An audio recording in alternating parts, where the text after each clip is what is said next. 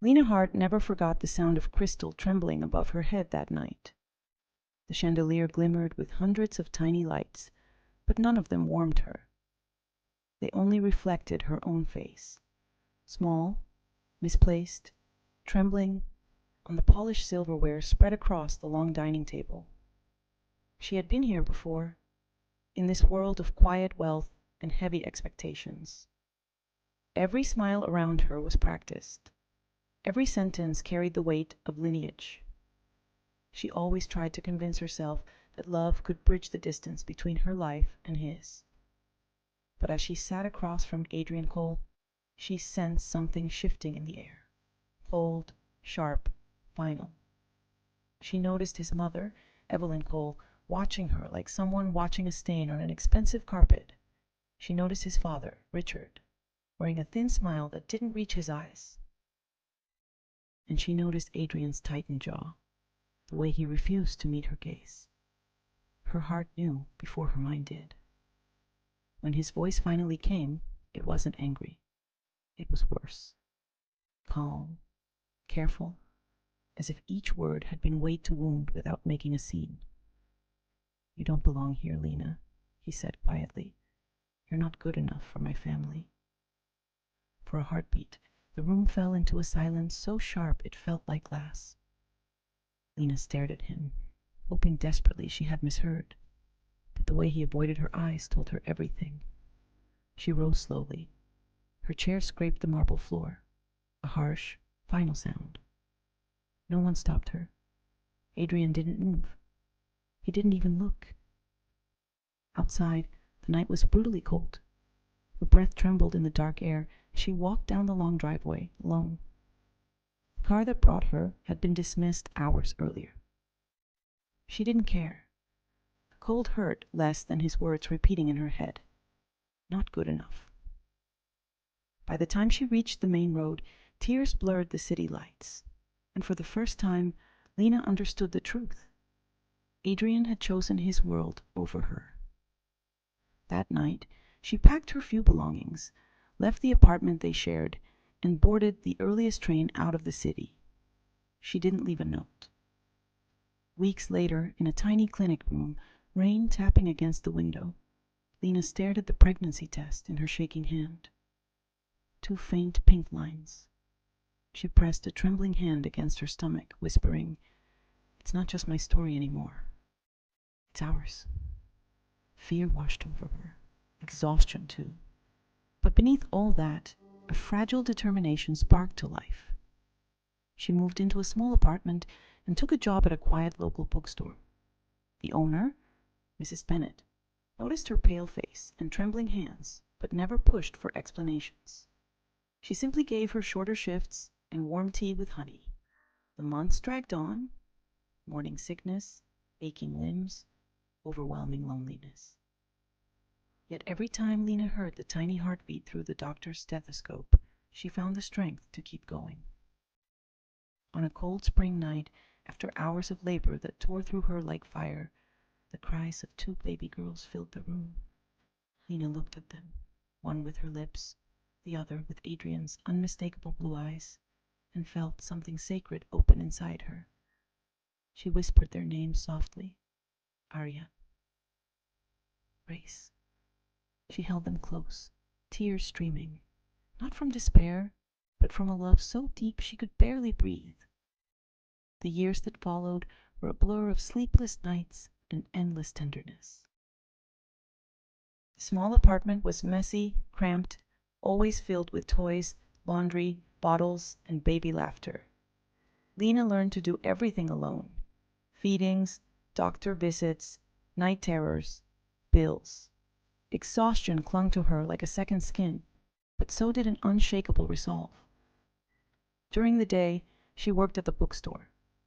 Mrs. Bennet let Lena bring the twins on slow afternoons. Customers adored the girls, always complimenting their bright blue eyes. Each time, Lena smiled softly, though her heart pinched with memories she tried to bury. Arya grew fearless and talkative. Grace was gentler, observant, her smiles appearing slowly like sunlight breaking through clouds. Lena saw herself in them. Yet she also saw traces of the man she once loved. Sometimes, late at night, she wondered if Adrian ever thought of her, but she told herself it didn't matter. He had chosen his world. She was building hers. Meanwhile, Adrian Cole lived in a penthouse overlooking the city, praised in newspapers as one of the most successful young CEOs in the country. His days were filled with meetings, deals, perfectly tailored suits, and a carefully crafted image. At his side was Victoria Hale, beautiful, elegant, approved by his family, flawless in every way that mattered to society. But when the lights dimmed and the applause faded, silence stretched endlessly between them. Adrian often stood by the window, staring at the glittering skyline, wondering when life became something he was simply enduring instead of living. He had buried thoughts of Lena deep under ambition, pride, and routine. But one night, she appeared in his dreams, standing in a field of soft light, her laughter carried by distant wind. He reached for her, but no matter how far he walked, the distance never closed. When he woke, his chest ached in a way that made him sit up just to breathe. He tried to shake the feelings off, reminding himself that she had left, that their worlds were incompatible. But memories kept surfacing. Her warmth, her voice, the way she had looked at him like he was more than his family's legacy. One evening, at a charity gala, he realized he no longer belonged in the world he chose. He excused himself early and wandered through the cold city streets, hands in his pockets, thoughts circling back to her. What if she had stayed? What if he had fought for her? What if he had been braver? He didn't know if she ever forgave him, or if she should. But fate had its own timing. On a gray winter afternoon, after canceling a meeting and asking the driver to take an unfamiliar route, Adrian stepped into a small restaurant glowing with warm lights. That's when he saw her. Lena, sitting near the window, scarf around her neck, hair loose, looking older and more tired, yet somehow more beautiful than he remembered. Across from her sat two little girls, identical faces, identical smiles. And then one of them turned toward him. Her bright blue eyes, his eyes, met his. The world stopped. Adrian felt something inside him collapse, something raw and painful and undeniable. His feet felt cemented to the floor. Lena finally looked up. Her face paled, but she didn't flinch. She didn't hide. One of the girls tugged her sleeve. "Mommy, who's that man?" Lena answered softly, without looking away from him. "Just someone I used to know." Adrian stepped forward, voice barely steady. They're yours?" She held his gaze, strong, steady, unyielding. "Ours." The words sliced through him. By the time he found the strength to speak again, she was already leading the girls out the door. The bell chimed softly as they disappeared into the gray afternoon. Adrian remained frozen in the middle of the restaurant, the sounds of clinking dishes and distant conversations feeling impossibly far away. He didn't sleep that night. Morning found him back at the restaurant, asking staff, finding fragments of clues. She lived nearby. She visited a small bookstore often. He followed trail after trail until he reached it. When he walked inside, the bell chimed gently. Lena stood behind the counter, her hair tied back, a stack of books in her hands. She looked calmer than the woman he saw yesterday, but also stronger. When she saw him, her breath caught. "Adrian." He didn't beg. He didn't collapse. He simply said, "5 minutes, please." They sat by the window. Sunlight touched her hair, but her eyes were guarded. Lena spoke first. "They're my daughters. You don't get to act surprised." "I didn't know," Adrian whispered. "You didn't tell me." "You made sure I couldn't," she said, voice breaking slightly. "You threw me out of your life. You said I wasn't good enough. Did you expect me to come crawling back, pregnant?" Adrian lowered his head. I was a coward.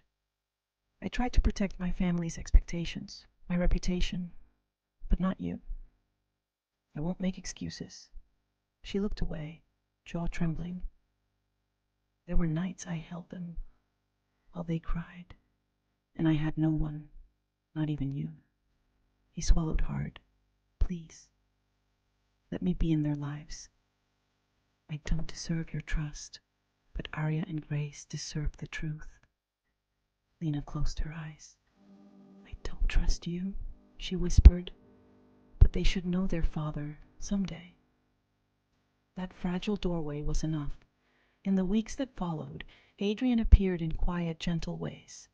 Never demanding, never pushing, never staying too long. He brought children's books, pastries, crayons. He listened to their endless questions. He helped clean the bookstore.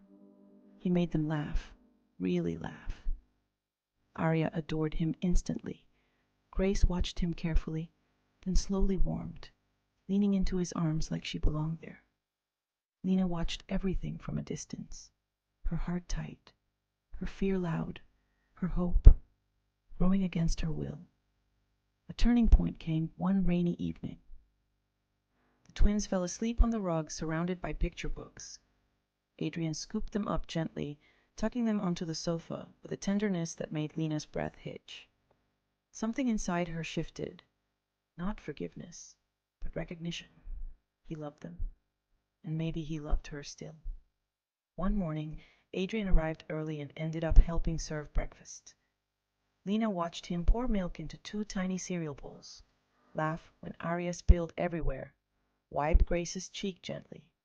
The moment was simple, but it made her realize how much time had stolen from them, and how much they could still rebuild. Months passed.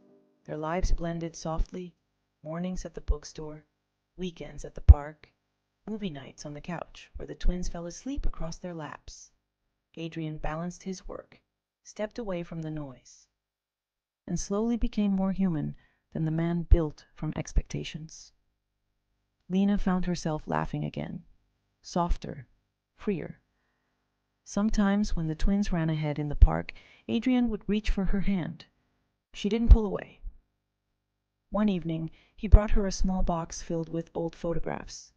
His childhood, his parents, his first office, and at the bottom, a crooked photo of all 4 of them, taken by Arya the week before. Lena held the picture gently. "You kept this?" He nodded. "I keep everything that matters." His voice softened. "I'm not asking for anything from you. Not romance, not forgiveness. Just let me stay. Let me be the person I should have been." She looked at him for a long time.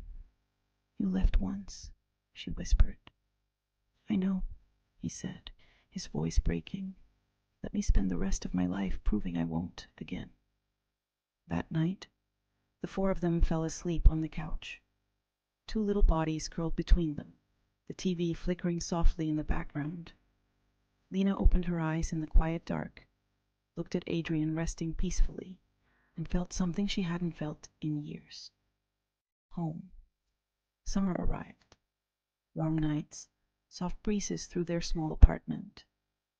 One evening, Lena found Adrian on the balcony, looking at the city lights with quiet contentment. She stood beside him, leaning on the railing. "You were right," she said softly. "The things that matter aren't what I thought they were." He turned to her. "I don't deserve you." "Maybe not," she said with a small smile, "but they deserve you. And that's enough." He touched her cheek gently. "You're my family, Lena. You always were. I just didn't know how to see it." "Then don't look away this time," she whispered. He didn't. The city lights glowed beneath them as they stood close. 2 people who broke, healed, and found their way back not through perfection but through effort, forgiveness, and love reinvented. It wasn't a fairy tale ending. Real life rarely is. But it was honest, it was tender, and it was theirs. As the night deepened, Lena knew one thing with certainty. Sometimes the most beautiful stories for the ones that break first, and then find their way home again.